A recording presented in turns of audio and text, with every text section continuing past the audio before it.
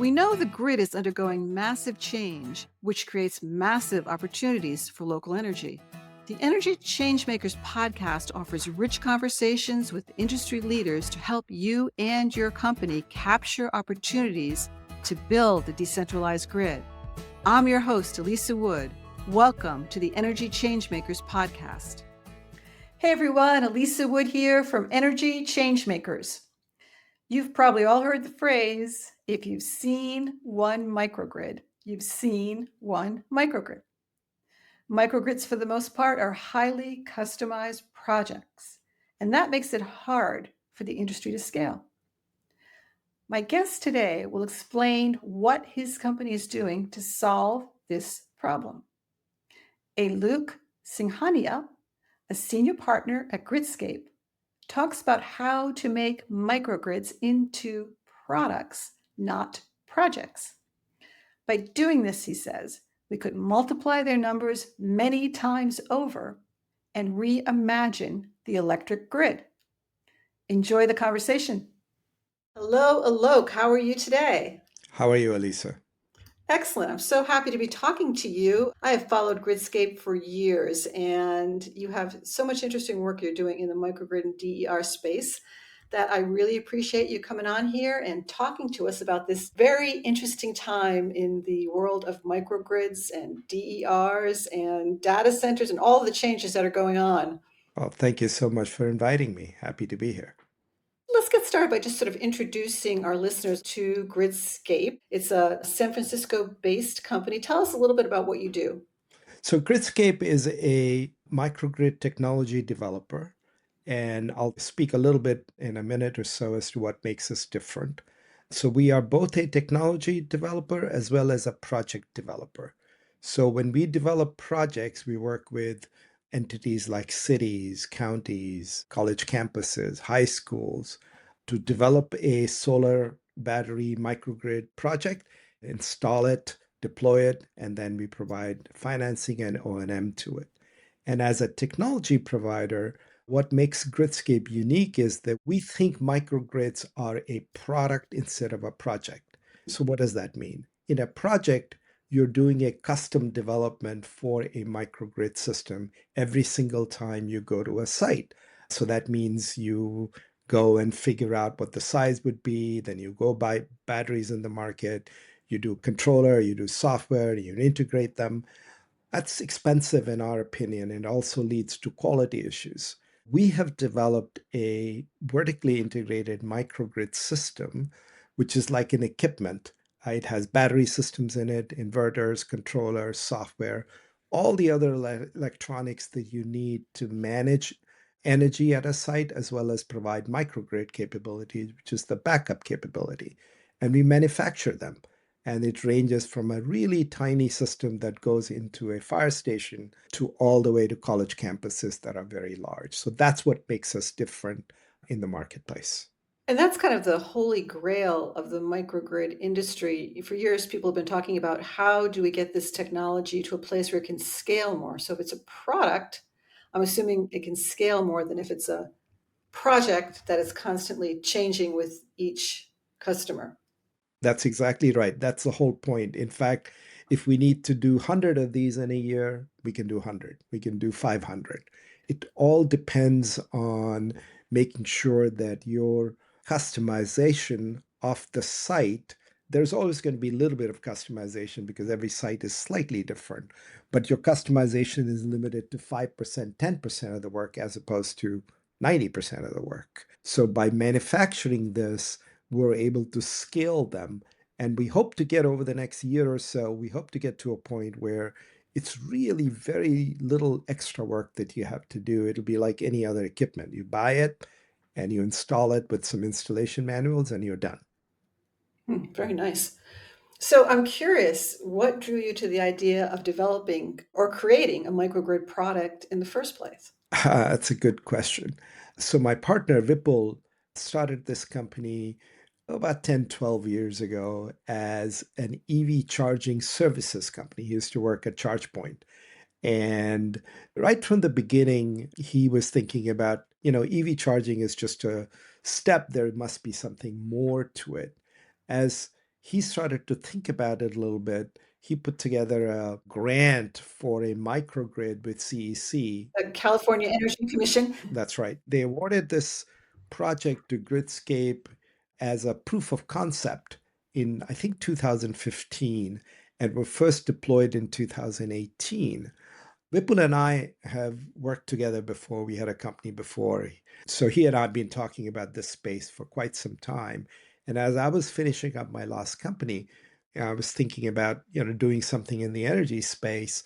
And we realized at that point that there was an opportunity to take this proof of concept that we have and really make it commercial in the marketplace, make it scalable, make it sort of ubiquitous everywhere. And our vision is very, very simple. We truly believe that the current grid system is not the best grid system that you could have. It's relatively monolithic.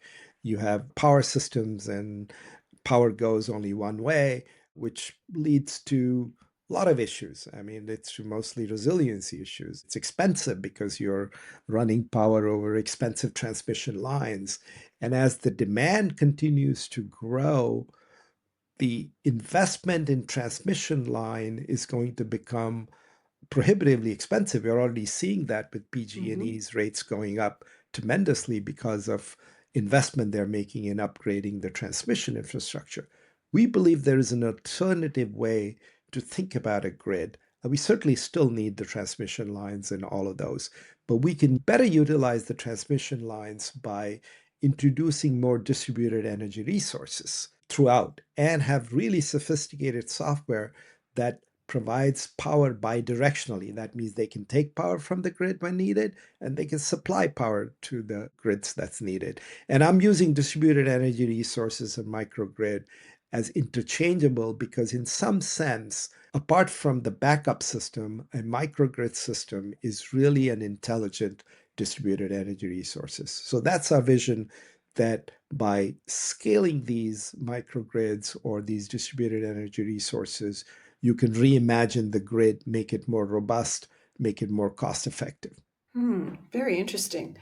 So you're creating a solution to one of the big pain points in the market right now, and that is that you can't get anything built very quickly. Even a microgrid takes longer than it should take. And a microgrid or DER project is typically quicker than a large scale generation plant or transmission line, but still it takes too much time.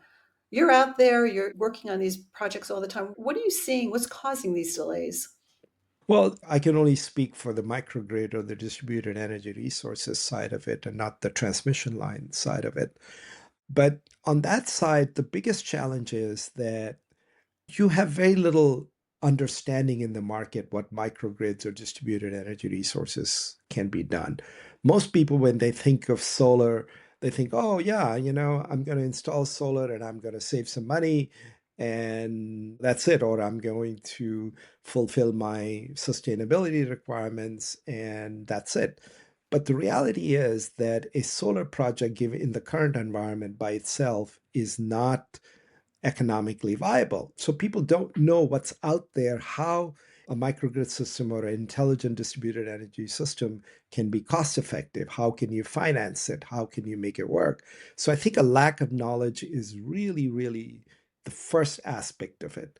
The second is, because these things are thought of as projects as opposed to products, it takes a long time to get it designed and then get it permitted. Permitting is a major process because most jurisdictions don't really have a lot of experience with approving battery projects.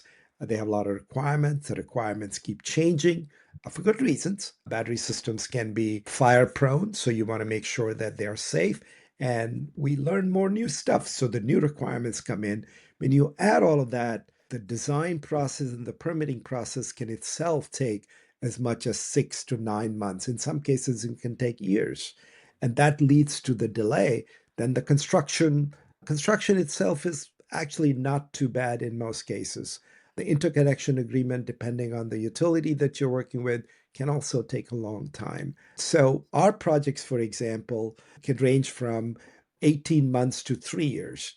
Our goal is that over time, as we learn more and more and we become more and more standardized and more jurisdiction understand the permitting process, we can finish these microgrids from the time a contract is signed to its PTO in about 18 months.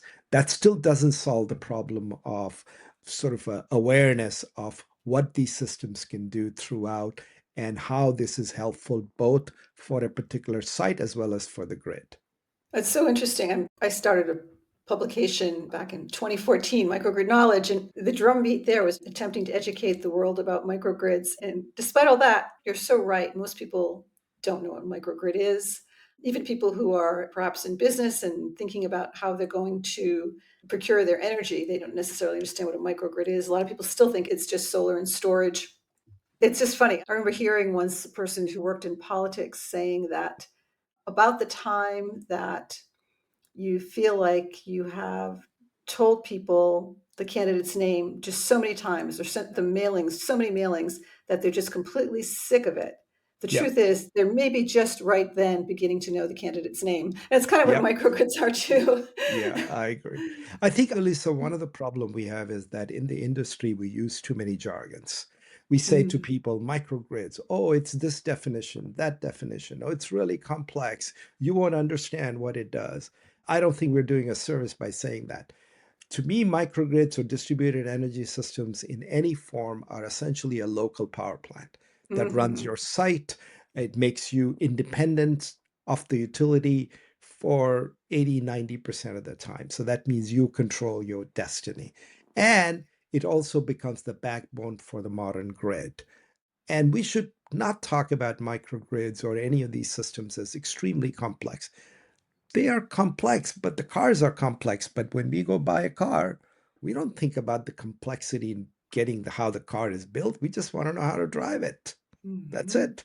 So microgrids are exactly the same, or distributed energy resource the same. I deploy it, you give me reports. It should work just like as if I'm getting power from the utilities and nothing more. That's a really, really good point. I think a lot of people have that confusion. They think they're going to have to operate a microgrid. I'm not an Right, engineer, you know? right. Yeah, it's a very good point. So, the other thing we haven't touched on yet, which is a hot topic these days, is what's happening in Washington in terms of talk about doing away with the investment tax credits and tariffs, which all could affect microgrid development. How is that sort of uncertainty in Washington affecting the microgrid market as you see it? That's a good question again. No one really knows what's going to happen with these ITC tax credit, though I don't believe that it's going away anytime soon because I was looking at some report yesterday and off several hundreds of billions of dollars project that are there, 60% of them are in the Republican controlled states. I just don't see how they're going to suddenly get rid of the ITC. But in the longer term, these tax credits or tariff, all of these things are a distraction. The market will adjust itself. I am certain, for example, I'm hearing that tariff for battery systems is going to be fairly large, but the prices will come down and there will be manufacturers in the US that will take over from some of the manufacturing in China. As far as the solars are concerned, I was reading a report, someone was talking about 50 gigawatts of solar panels are already in the warehouse in the US, not subject to tariff. So I personally believe that all of these things may have an effect in the short term, but in the long term, these are only distraction. I continue to believe that there's going to be a demand for all the things that we talked about. And as long as there's a demand in the market and the industry can install them, deploy them quickly, and not worry about distractions, I think we have a terrific market ahead of us. But we have to really think about how to decrease costs, how to get this out quickly. And as long as we do that, there is an economic value to it. Yeah, very, very interesting. Your point is really well taken. What I've seen a lot in this industry over the years is that there will be roadblocks that come up. Like right now, we're seeing these potential roadblocks in terms of federal policy. And this industry, this distributed energy industry, it's full of innovation and people are problem solvers. Time and time again, I see them figure it out. Like, okay, we can no longer do it the way we used to do it, but we'll do it this way. And I think on top of that, one of the things that's very interesting that's happening now is we're in a whole new environment where there's suddenly going to be more demand for energy.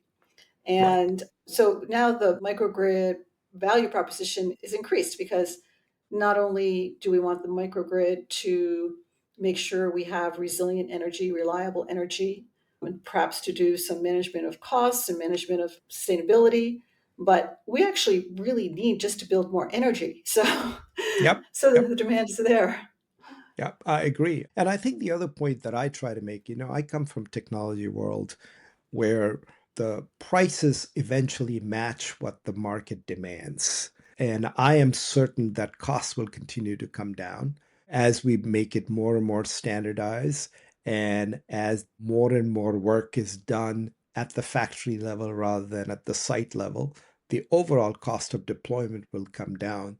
So, over time, these 30% tax credit that we have today, if they go away, I personally believe that industry will adjust itself and will find a way to make these things work. And as your point, if you need a data center or you need EV trucking infrastructure, or you're going to build a new plant, and if utilities are not going to give you power quickly enough, what choices do you have? And if this is cost effective, then you're going to go and deploy these. So I'm confident that these short term roadblocks, as you might call it, will not affect the long term demand of these systems. So you're doing a lot of your work in California. Is there a different microgrid environment in California, do you think, than elsewhere in the country? Yeah, I think there are two reasons. A, which is the first one is not the greatest reason, is that our utility costs are ridiculously high. And that makes it possible to make an economic case much more easily in California than others. And I think there's a more awareness both in terms of the need to move away from fossil fuel, the sustainability requirements, and some of the regulations we have, like, for example, EV trucks. People must buy EV trucks by a certain amount of time. You won't be able to buy fossil fuel cars. Some of them may change, but overall trend is not changing. So I think that's what makes California different. But I really don't believe that other states are that far behind. If I were to put a timeline on it, other states are probably where California was maybe 5 years ago, 6 years ago, 7 years ago. If you remember, you've been in this industry for a while. If you were talking about microgrid in 2014 till 2018, 19, people would say, huh? What are you talking Hmm. about? Why do I need it? Go away. Hmm. Right? Hmm. So I think we are probably around that stage in a lot of the places. Some places are obviously have recognized the need for this. I mean, Texas is a very good example. There is more and more incentive for people to add battery systems to kind of take care of some of the problems. So I really believe that California is more like a test case. Everybody's watching to see what's going to happen. And if we can make this transition to distributed energy resources in a significant way, I think it's going to make a huge difference. And I really do hope that some of the rules and regulations that we have in California support these distributed energy resources as opposed to try to hinder them. Yeah, very, very important because they certainly can get in the way. I mean, this is a heavily regulated industry. Right. Regulation can help spur the market or can deter the market. That's right. Speaking of California and the innovation there and the microgrids there, I will tell you honestly that when I see Gridscape's name, I think, oh, cool projects. Because I've seen so many of your projects sort of come across my screen here and Right. or hear Right. about them at conferences and whatnot. Can you talk a little bit about like what Gridscape project are you the most proud of? Well, that's a hard question. Like, we're proud of a lot of our projects, but I'll highlight about three projects that I think highlight kind of the spectrum of the work that we do. The first one is the very first project we did for Fremont as a fire station. So this is again got deployed in 2018, 2019 timeframe under a CC grant as a proof of concept. And it's a very small system. And to kind of give you a sense of the cost and the size, it's a 120 kilowatt hour battery system with about 60 to 70 kilowatt of solar. It took us 3 to 4 years to complete it. The size of the microgrid is the size of a container, and it costs over $2 million. Mm. Today, if we were to do the same system, we could probably do the same system in $700,000. Ah, interesting. And the size would be one fourth or one fifth the size of the box, right? So that kind of shows you the depth that we have come. And the reason why that particular project is cool is that it met all the requirements of CEC in terms of proof of concept, in terms of energy savings for the city of Fremont. And of course, city of Fremont is very proud of it. They talk about it all the time. So that's one project. Let me Another ask you a question about that yeah, project before we go yeah, on, because I followed that project and it was yeah. very interesting, and certainly people were really watching it at the time because it was still early in this sort of current iteration of microgrids that we've had over the last 10 years. So let me ask you though, so it took much longer and it was more expensive than it would have been if you did it today. Is that predominantly because everybody knows more now about building microgrids? Is it because the regulation was more difficult to get through back then? Or is it because of the solar panels, batteries, et cetera, coming down in price?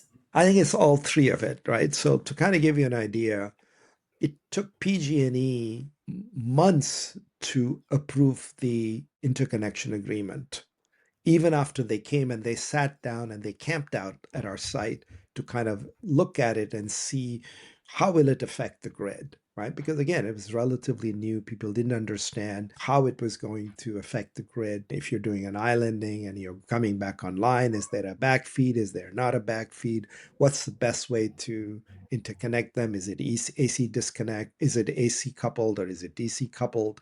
All of those things were from a technical point of view. And of course, the technology, we had to develop the entire software stack because we wanted to build a control system that was relatively inexpensive. When we looked at some of the industry microcontroller, which were used for very, very large sites, they were prohibitively expensive. So we ended up developing the entire technology. So that's technology piece is sort of one part of it. From a regulatory point of view, the jurisdiction, Fremont jurisdiction, really had never done anything like that. So we had to educate them. To their credit, they were gung ho about it. We got it through the entire mayoral staff, sustainability department staff. Everybody was behind the projects. We got it through the permitting process. And then just the understanding of what it takes to build them, getting the right batteries, making sure that they work. We had a lot of issues that we have learned that we didn't know at that time. I mean, let's put it this way, we didn't know what we didn't know Mhm. at that time. Now we know majority of what goes on in a microgrid and what the issues could be and how to mitigate it. Well, it was a great project to do early on because certainly fire stations as critical facilities have become more and more important in California. Right. Yeah. So I interrupted you. You were going to tell me about another project. Yeah, so the another project we did, this was for San Pasqual Banda Mission Tribe. This is slightly north of San Diego up in the hills. So this is a tribe that's a relatively small tribe. It's at the end of a circuit, so they lose their power quite frequently. And they got a DOE grant to build a microgrid system. So we installed a solar canopy microgrid system along with EV charging station, and it's been now running for about 3 years. And the interesting thing about this is that this really runs their administrative office, their police department, their fire department, as well as their schools. So it's a distributed system from that perspective. And the reason why they were able to do that is because this tribe obviously owns the entire land, so they didn't need any jurisdiction to add lines to it.